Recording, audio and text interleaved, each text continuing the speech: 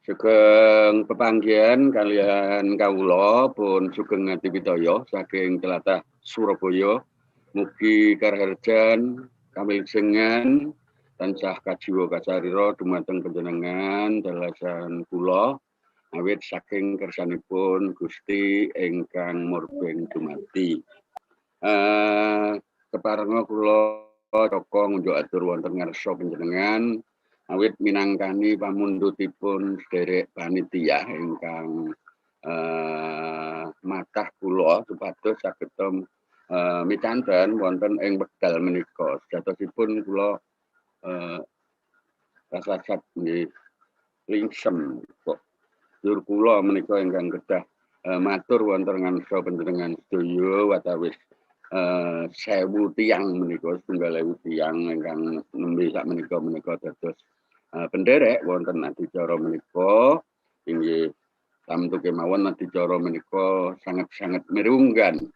Pramila menika kula rumaos menapa kirang patut menawi sejatosipun ingkang dados pamisanten wonten wekdal menika kula.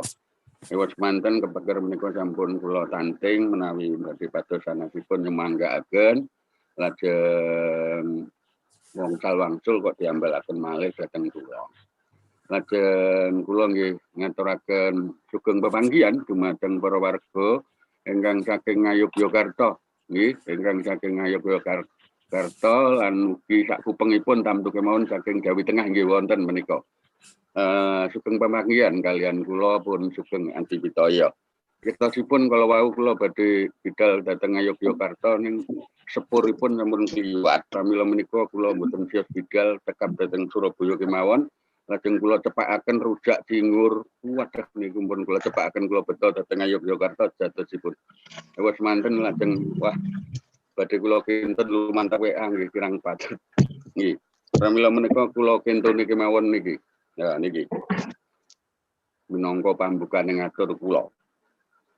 Pasar turi pasar Wonokrama panganan pilot rak saka tela. Aduh senenge ketemu dulur-dulur Ngayogyakarta. Yantune alus-alus kebak Subasita. Iki nek kangge wong Surabaya mun umum niki. Wong Bangil ya lho Mas. Krungu kidungan ngene iki. Apa maneh nek Kang Suwardi, walus ora karu-karuan Mas Suwardi nganti sawe. Ngantuk-ngantuk aku mau.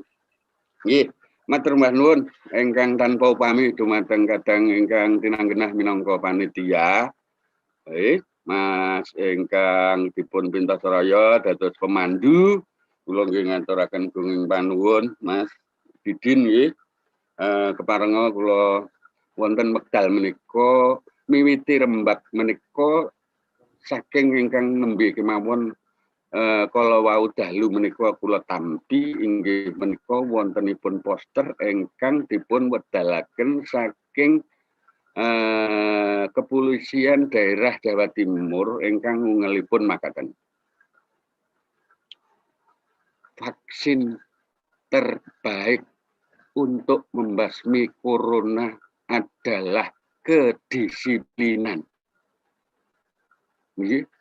Ungelipun menika makaten. Nggih. Ungelipun kula ambali malih vaksin terbaik untuk membasmi corona adalah kedisiplinan. Niki nalare dos pundi. Wong vaksin niku urusan biologis, corona niku nggih urusan biologis, lajeng wonten bab sanes kedisiplinan menika urusan sosial. Kok didamel vaksin niku lak nggih lucu to? Mboten nalar to? Lah. Engkang makaten menika mboten nalar babar pisan. Napa mawi nalar ning nalaripun ingkang sanes. Sumangga wonten wekdal menika kita sekedhik lumantar webinar wekdal menika kita saged anjebreng penggalih supados kita saged ugi nalar ingkang langkung jembar kados makaten niku wau ingkang sok kala mangsa piantun sanes mastani menika mboten nalar. Nggih, mboten nalar. Monggo. Menika kawitan ingkang kedah kula resepaken dumateng panjenengan supados mangke niku ingkang slewah-slewah, ingkang slenco-slenco, ingkang nyolowati-nyolowati menika mboten kok menika tanpa nalar. Nggih, tanpa nalar. Monggo, ingkang nata slide kula mengatakan dipun wiwiti saking ngajeng. Terus menika ingkang wekasan jambak kula wau nggih. Manggaken ingkang ngajeng nggih. Pilih perlu kamangertosan menapa ingkang kula catet wonten ing slide menika wonten tigang perangan ugi menika terus mila bikanipun pagebluk lajeng menika ingkang angka kalih menika tanda tandhanipun utawi tetengeripun lajeng ingkang angka salajengipun menika caranipun merantasi menika kados pundi dados tigang perkawis menika ingkang kedah kula aturaken boten usah kathah-kathah ingkang sepisanan perlu kamangertosan nggih. Nggih, Mbak. Langsung slide ingkang angka 3 dados langsung angka 3 merantasi pagebluk miturut nalar Jawi, nggih, miturut nalar Jawi menika bilih pagebluk menika wonten mila bikanipun. Terus menawi budekan kala wau ngendikaaken wonten mila bikanipun ingkang sifatipun menika kausalitas, wonten sebab, wonten akibat, lajeng wonten ugi tetengeripun dados mila bikanipun pagebluk, nggih. Catatan Jawi lho menika nggih ingkang kula catet, kula namung saged nyadeti kemawon. Lajeng wonten tetenger ingkang sifatipun empiris inggih wonten ingkang sifatipun mistis inggih wonten menika perlu dipun mangertosi bilih wontenipun pagebluk kala wau dipun terangaken Pak Suwardi nggih dados pagebluk menika menapa kula mboten sisah nerangaken sampun sami cetha lajeng wonten ngriki ingkang dados mila bikanipun pagebluk sababipun menika menapa kula nggadahi catetan ingkang kados wonten slide salajengipun menika. Dados wonten niku kenging menapa pagebluk menika dumados menika ingkang sepisanan ingkang kula catet awit praja nerak wewaler. Wewaleripun sinten? Wewaleripun pangeran. Pangeran ingkang dados pengengeran kita menika. Menawi pangeran menika dipun basa Indonesiaaken menika Tuhan. God. Nggih. Wonten ugi ingkang nerak wewaleripun alam. Dados alam menika nggih wonten wewaler ingkang magebokan kalian alam. Lah ingkang salajengipun panguwaos nggih, panguwaos nanging ugi saged praja menika nerak paugeranipun nagari piyambak. Panguwaos nerak paugeranipun negari menika ingkang kula catet. Dados ingkang nerak wewaleripun pangeran. Nerak wewaleripun pangeran menika kata-katapun wekdal jaman Majapahit menika nerak wewaler pangeran. Lajeng ingkang nerak panguwaosan panguwaos nerak paugeranipun nagari menika wonten jaman Erlangga. Praja nggih nerak, panguwaos nggih nerak. Lah niki ingkang kula catet jamanipun Erlangga. Sri Aji Jayabaya napa nggih kedumuk ingkang kados makaten? Kaleresan kok inggih ngrumaosi kados makaten. Sri Aji Jayabaya menika waskitanipun menika tanpa upami pramila menika ngrumaosi bilih wontenipun pagebluk jamanipun Sri Aji Jayabaya menika awit saking panguwaos nerak paugeranipun nagari piyambak. Menika ingkang dipun raosaken kalian panjenenganipun Sri Aji Jayabaya. Lajeng Mbak, terus wonten ngriki ingkang perlu dipun mangertosi mangke gegayutan kalian andaran kula salajengipun menika sinten-sinten ingkang menika nerak, jamanipun sinten ingkang nerak menika saged mangke kula aturaken. Lajeng tetengeripun saking pelasan mawon. Wontenipun swasana utawi kedadosan lintang kemukus ingkang sampun dipun cethakaken kalian Pak Suwardi kala wau. Dados lintang kemukus para enjing nggih, para enjing wontenipun wonten sisih kidul wetan saking Yogyakarta menawi dipun sebataken kala wau kalian Pak Suwardi wonten caketipun menapa menika? Kali Codik menapa menika sisih kidul wetanipun Ngayogyakarta menawi saking Surabaya menapa nggih sak kidul wetanipun menika sami kalian wonten ing ilmu geologi nggih geofisika menika dipun wastani komet nggih komet sanes fireball sanes meteor lajeng menapa lintang kemukus menika namung dumados sedinten napa mboten rikala sasi Maret nggih dados Maret kula bali malih sasi Maret persisipun tanggal 23 dumugi tanggal 28 menika lintang kemukus taksih kemliwer terus wonten saklaminipun tanggal 23 dumugi tanggal 28 Maret 2020 ingkang wekdal semanten persis sampun ngungkuraken wulan ruwah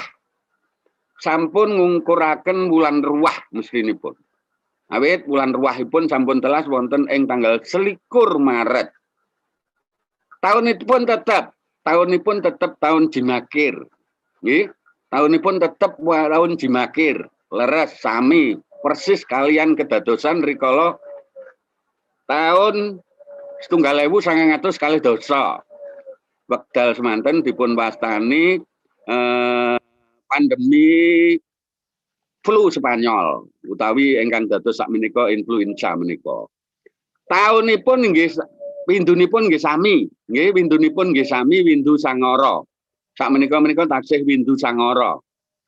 Dados wulan ruwah tahun Jimakir windu sangara ingkang tinanggenah corona menika kalian ingkang 1900 menika nggih sami.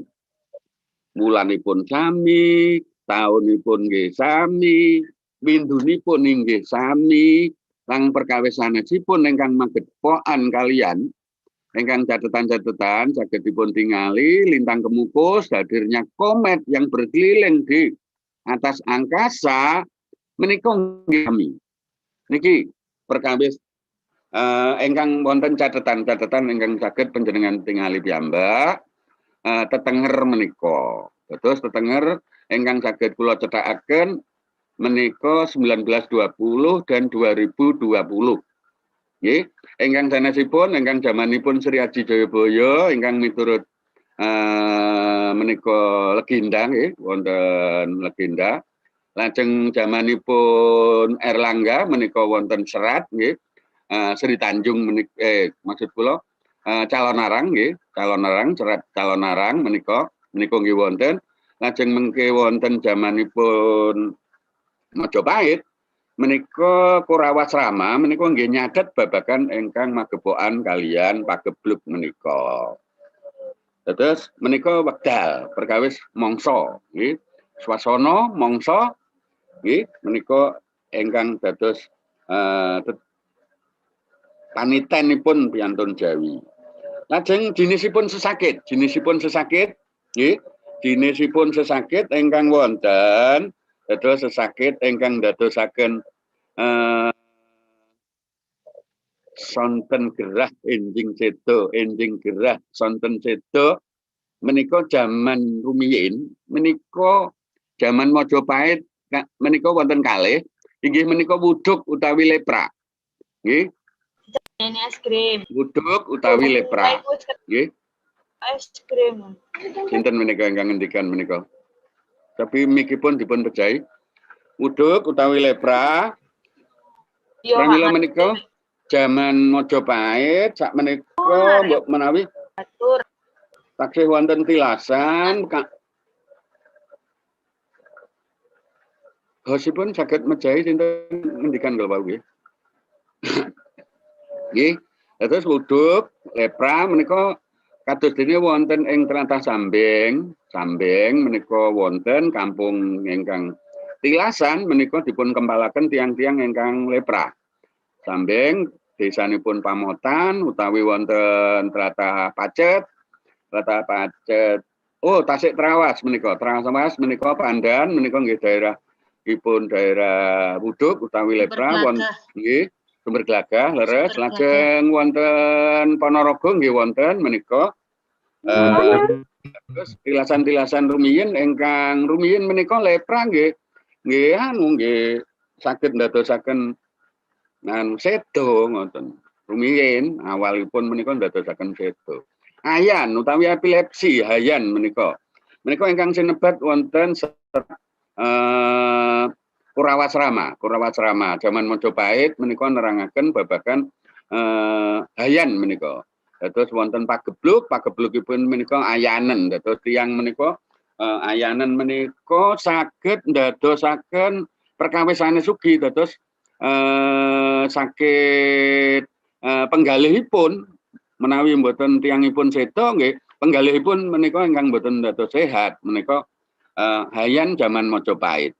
Lajeng ingkang saderengipun sulit menika tilasanipun tenungipun calon arang. Sulit menika tenungipun calon arang. Menika jaman Kediri Sri Adi Jayabaya ugi menika taksih sesakitipun sulit. Sulit menika mbledos-mbledos gosong sedaya raganipun kulitipun menika ugi ndadosaken sedo saged niku. Jaman semanten niku ndadosaken enjing saguleten sonten sampun sedo. Sonten sakit juleten enjing sedo. Krana menapa? Krana menawi jamanipun Erlangga menika krana ingkang dipun sebataken kanthi cara ingkang kirang prayogis datosipun menika olah pokalipun si Sri calon arang utawi Roro Asih menika Roro Asih menika sinten? Lah menika ingkang dados kok dados klilipipun negara kahuripan menika kenging napa menika ingkang dados perkawis menapa wonten bab ingkang magepokan kalian Erlangga menika perkawis. Wonten seratan-seratan sampun kula padosi wekasanipun kula saged manggihaken terus niki wong Erlangga menika rumiyin niku nggih remen lho kali Roro Asih menika. Remen. Lajeng putra ingkang sinebuta menika Ratna Manggali menika putranipun sinten? Putranipun Erlangga napa putranipun kangmasipun Barata? Empu Barata menika. Menika perkawis ingkang dadosaken ingkang naminipun calon arang utawi Roro Asih menika dados nggih sakit manahipun dumateng Erlangga pramila menika nggegoda. Godanipun mawi menapa? Mawi tenung. Ingkang dipun tenung sinten? Prajanipun kauripan. Nelasaken pinten miturut kabar menika kathah sanget ngantos dumugi selangkung ewu tiyang dipun tenung kalian calon arang menika pejah sedaya. Lho kok saged makaten? Nggih awit menika minangka pitukonipun anggenipun sakit manahipun dumateng Erlangga. Menika cariyosipun ingkang boten wonten dhateng cariyos-cariyos ingkang sumebar wonten ing cerita rakyat Jawa Timur niku. Namung cekap gambaranipun menika yektosipun menika calon arang menika dipun gambaraken nek sihir nggih, sihir ingkang jahat banget. Tiyang dados jahat niku wonten alasanipun, wonten jalaranipun, wonten sebabipun. Kenging menapa kok dados makaten, kok dados tumindak ingkang sifatipun subversif ugi dumateng nagari kahuripan menika ingkang kedah dipun gagas menika. Dados ndadosaken praja kathah ugi mong praja inggih nemahi seda krana pola tingkahipun calon arang menika. Lah menika ingkang kedah kamangertosan. Lajeng saking bab ingkang makaten kados pundi tata caranipun merantasi pengalaman nggih, pengalaman jamanipun Sri Adi Jayabaya kula rumiyinaken tinimbang ingkang saderengipun nggih inggih menika Erlangga. Awit saking pengalamanipun Erlangga menika Sri Aji Jayabaya menika ngedapi menika cariyos ingkang kula tampi saking bapak kula, nggih, bapak kula. Bapak kula saking pundi? Saking Pak Pur ngendikanipun ngaten, Pak Purbo Caraka dados menika rikala semanten bapak kula nate kuliah dipun mulangi Pak Purbo Caraka lajeng menika dipun cariyosaken babagan Sri Aji Jayabaya menika merantasi ingkang dipun wastani pageblug. Nggih, Sri Aji Jayabaya nilaraken nggih, nilaraken keprabon tanpa pamit lajeng dipun padosi sinten-sinten kemawon sampun dumugi 306 dinten boten pinanggih. Lho, dateng pundi menika kok cilaka sanget. Wong jamanipun wonten pageblug kados makaten kok malah ratunipun minggat ngoten lho, tanpa pamit. Nika ingkang dados misteri Sri Aji Jayabaya. Ndungkap wonten dumugi wonten ing sekawan dasa dinten Sri Aji Jayabaya nembe mecungul. Lajeng padha-padha ngendikaaken menawi padha-padha ayo diseneng-senengake. Digumbira-gumbiraake, dibungah-bungahake. Iki ora bakal ana wengi. Ora bakal ana wengi. Lanjur kepriye? Sri Aji Jayabaya nglampahaken ajinipun ngendhek lampahipun srengenge. Dados kawontenanipun dados siang terus. Beduk nrandang. Hawanipun nggih saya benter. Hawa ingkang benter tamtu kemawon menika njalari virus pecah. Njalari virus pecah. Pun menawi siang terus mboten wonten sadangunipun 21 jam tetep wonten benter. Wah, virus menapa kemawon mesti pecah menika. Niku ingkang dipun lampahi Sri Aji Jayabaya. Lajeng Erlangga menika mintos raya kanthi cara sosial ngengken Empu Barada supados sageta mbrasta si calon arang. Lajeng caranipun Empu Barada dos pundi? Muridipun ingkang naminipun Bahola menika supados ngrabi putranipun calon arang ingkang nami Retna Manggali. Sasampunipun rabi lajeng nyolong kitabipun. Awit kitabipun menika kitab kangge nenung. Nyolong gamanipun. Nggih, nyolong gamanipun. Keris welang putih menika dipun colong kalian Bahola, lajeng dipun pasrahaken dhumateng Barada. Calon arang kaget, duwe mantu kok culika kaya mengkono. Wantun nyolong kitabipun, wantun nyolong gamanipun. Lho wonten menapa? Jebul menika dipun utus kalian Empu Barada. Empu Barada dipun utus kalian Erlangga. Kangge ngawekani supados pageblug menika enggal sirna saking bumi kauripan menika. Menika ingkang dipun cariyosaken wonten Serat Sri Tanjung. Nika. Lajeng wonten pengalamanipun Jayanegara, Kertanegara, nggih, Kertanegara, Jayanegara zaman Majapahit menika para ingkang nandhang sesakit menika dipun kempalaken. Ingkang nandhang sesakit nggih menika wonten kalih sakit kala wau nggih menika uduk utawi lepra, lajeng angka kalihipun menika kala wau sesakit ingkang jamanipun menika nggih arupi hayan utawi ayanen nggih menika dipun kempalaken. Nggih, awit menapa? Awit menika pratandha menawi mboten patuh kalian paugeranipun nagari. Pramila kedah nampi paukuman, sampun sakit nampi paukuman pisan. Lah menika jamanipun Jayanegara. Hukumanipun menapa? Hukumanipun namung mergawe wonten dapur keprabon. Lajeng dipun PP ngoten. Lho, wekasan dipun PP menika lho kok ndadosaken malah saras ngoten. Ingkang sakit-sakit ayanan, ingkang sakit-sakit wuduk utawi lepra menika ndadosaken saras. Lah menika krana menapa? Krana berjemur diri, menapa krana menika sampun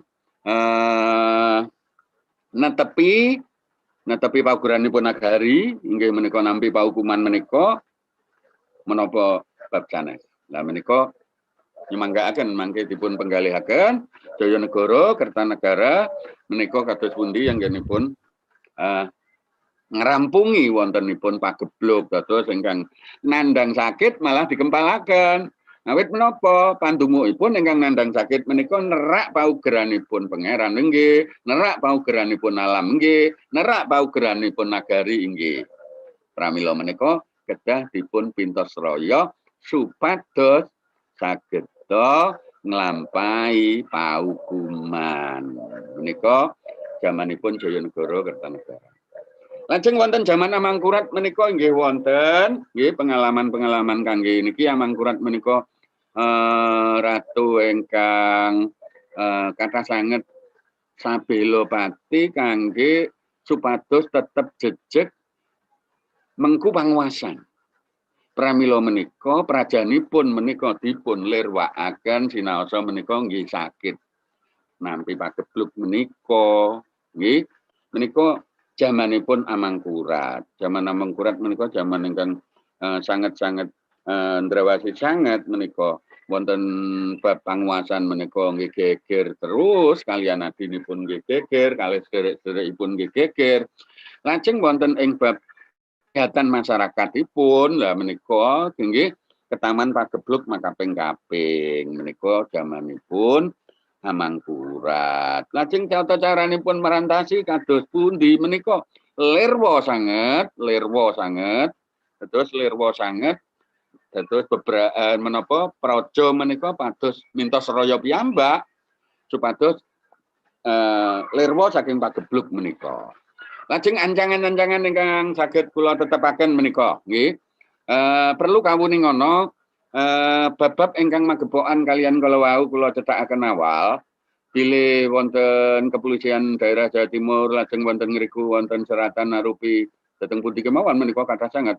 Kula ningali wonten Sidoarjo wonten Mojokerto nggih wonten Kilen mriku wonten tol pokok niku wonten ingkang nglipun kados makaten kala wau sampun kaget menawi kula menika njebreng ingkang kados makaten ingkang inggil piyambak menika biologis nggih sanes biologis nggih biologis lajeng wonten sisihipun menika metabiologis wonten menika sosial lajeng wonten metasosial wonten fisika wonten metafisika wonten kimia wonten metakimia menapa ingkang lepas saking kimia mengke monggo dipun wastani metakimia kados dene kala wau vaksin menika urusan biologis. Lajeng dipun perantasi kanthi cara sosial. Pramila perantasan ingkang sosial ingkang kados makaten kala wau menawi saking sudut pandang biologis, nggih. Saking sudut pandang biologis menika sampun saged winastanan metabiologis. Sumangga mangke saged dipun nalar menika ancangan-ancangan ingkang dipun cethakaken sejatosipun menika kula piyambak ingkang ngrangkum saking menapa ingkang dipun cakaken kalian para piantun leluhur kita wonten ing jaman rumiyin dados wiwit jaman nipun Erlangga, Sri Adi Jayabaya, Jayanegara kala wau. Mangkaken wonten slide ingkang salajengipun nggih. Wonten slide salajengipun. Monggo caranipun ngendhek lampahipun srengenge kala wau ingkang sampun dipun cethakaken kalian sampun kula terangaken ingkang dipun cakaken kalian Sri Adi Jayabaya menapa menika netepi salah sawijinipun tumindak ingkang sifatipun metabiologis manggaken monggo menawi kula mastani menika perilaku-perilaku metabiologis ingkang saged dipun cakaken kangge mbrasta ingkang naminipun pagebluk menapa sakmenika wonten ingkang saged nglampahi ingkang kados makaten ngendhek lampahipun srengenge lajeng supados pagebluk menika enggal sirna kados dene wonten riwayatipun Sri Adi Jayabaya menika. Lajeng jaman Majapahit menika nabuhi piranti pawon. Menika nggih kula temokaken wonten serat kelewau, serat Kurawasrama. Nabuhi piranti pawon utawi dukneng menika dados musik dukneng menika wiwit jaman Majapahit.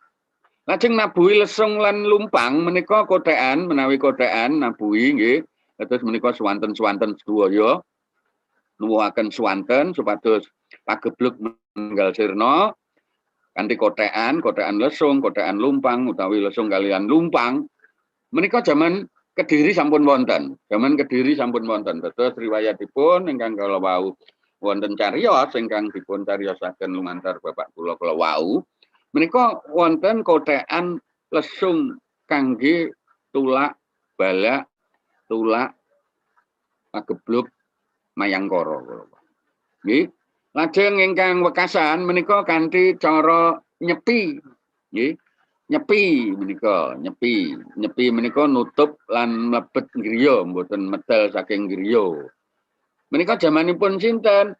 Ingkang kineta sanget menika nggih jamanipun Erlangga menika.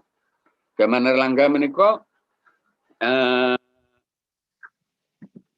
weling pisanan ingkang saking Empu Barada menika supados para among praja menika sageta warga menika tetepa wonten griya.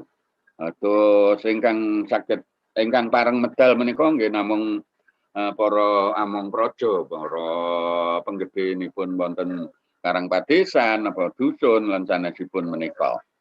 Lajeng ingkang menika sangat-sangat biologis menika nggih ditindakaken rikala jaman Kediri sampun wonten menika bobokan dlingo, godhong dlingo menika nggih ron dlingo, lajeng wonten ugi bobokan kunir.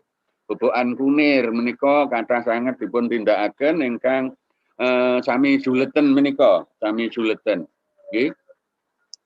Malah kepara ingkang dlingo menika kathah sanget menika ingkang wekasan-wekasan cariyos-cariyos ingkang wonten ing Kediri nyariyosaken pageblug ingkang wonten tlatah Watu Limo Trenggalek menika ingkang sak menika rumiyin dereng sinebat Trenggalek tapi Watu Limanipun langkung rumiyin menika nggih sami bobokan menika bobokan godhong dlingo. Monggo mengkawi mengke dipun padosi piyambak godhong dlingo menika kados menapa. Lajeng menawi wonten ilmu kesehatan mengke badhe dipun tingali wonten kandhutanipun menika menapa, wonten dlingo menika nyumanggaaken ugi napa menika nggih wonten kandhutan ingkang saged mbrata virus godhong dlingo menika nyumanggaaken. Kados dene godhong kelor lan sanesipun menika menawi godhong kelor cetha menika babagan kangge nglunturaken menika Fe menika kadar besi terus ngantos wonten mriku Pekasan dados perangan Pekasan ingkang saged kita tutut saking bab-bab ingkang sampun kula aturaken minangka pengalaman-pengalaman kala wau Piantun Jawi menika mboten macet ing penggalih. Tetep ngupados modal nalar, nggih, tetep ngupados modal nalar. Kados dene menika buku ingkang Rama Sindunata rumiyin dipun serat mawi basa Jerman, lajeng mawi basa Itali, lajeng sampun dipun basa Indonesiaaken Dilema Usaha Manusia Rasional, nggih. Menika nyethakaken bilih rasional menika mboten namung urusan biologis. Rasional menika saged ugi metabiologis. Rasional menika mboten namung ingkang fisikawi, kimiawi, nanging inggih saged ingkang metafisika, metakimia.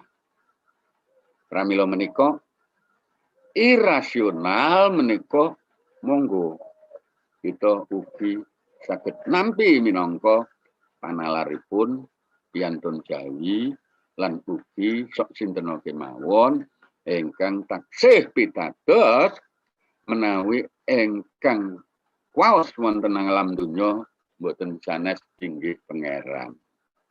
Menawi panjenengan tasih pitados bilih ingkang wasi wonten ing alam donya menika pangeran, ateges panjenengan inggih nampi atau cara penggalih ingkang sifatipun irasional. Kados wonten menika kula catat vaksin terbaik untuk corona adalah kedisiplinan. Jangan menalar ini sebagai sebuah ungkapan yang salah pikir. Jangan. Kita bisa beranjak dari persoalan biologis dengan urusan sosial menika. Ngandhapipun, Mbak, pekasan menika sampun. Pramila menika perlu kawuningana bilih tata cara nalar piantun Jawi menika maneka warni, rasional nggih, logis nggih, saged empiris. Lajeng irasional menika langkung utami wonten piantun Jawi menika, duka menika mistis, duka menika ingkang dogmatis, duka menika ingkang transendental. Nyumanggaaken menika monggo mangke wonten ing wekdal adicara menika kita sami-sami bring bilih wonten tata cara penggalih menika saged kita nampi wontenipun tata cara penggalih ingkang maneka warni, mboten sisah kaget menawi piantun Jawi menika ngendikan aja metu wayah surup mengko ndak sawanen. Kula cekapi atur kawula wonten wekdal menika kirang langkungipun kula nyuwun gunging samudra pangaksami nyumanggaaken namung titip donga kemawon salam seger waras mugi Gusti Allah kang maha mirah tansah paring berkah dumateng panjenengan sami. Nuwun.